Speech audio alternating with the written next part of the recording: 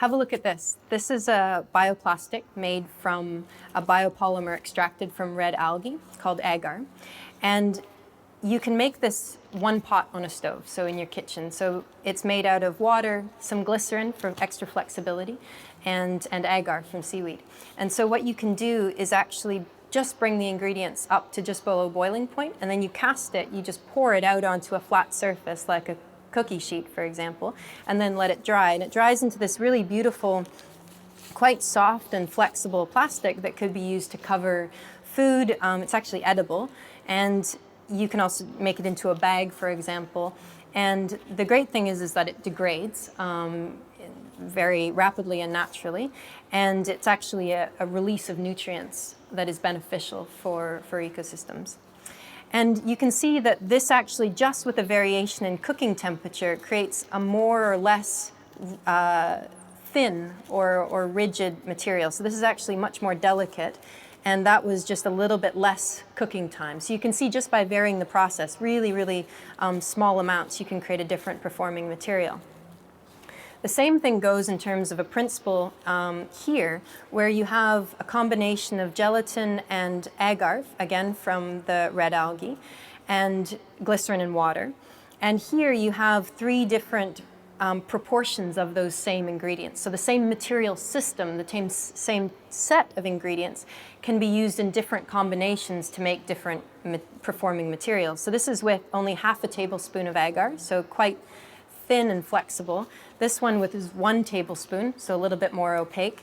And this one, it's a different color that was added, but you can see it's actually much more rigid, and that's with 2 tablespoons of agar. So once again, you can create a huge portfolio of materials just by varying the amount of each ingredient. And the key thing here is that we have ingredients from algae that is quite plentiful, and you can also imagine making a local material that's more place-specific. So this is pine resin that can be harvested from pine trees in a local ecosystem, but might not necessarily be right for a global product where pine trees perhaps would be overexploited in the sense of that. So you need to think about how each material ingredient fits within its abundance in terms of the world as a whole.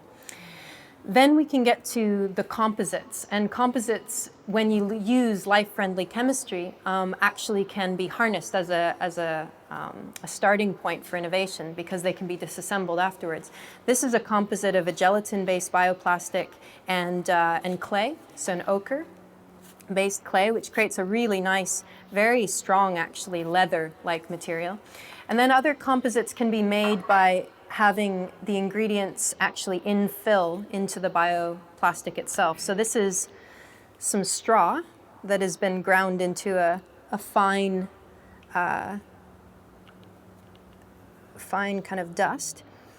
This is eggshell. You see this egg here has actually just been, we ground some eggshells quite finely just with a food processor, and you can sieve them to make it more uniform. And this is just some eggshells. You can see the fineness of it. And this can be added to any of the biopolymer mixes that we have. And finally, this is just from waste wood. So once again, this is we're using the building block cellulose to make a plastic actually more stronger and more rigid and have more resistance, so to speak.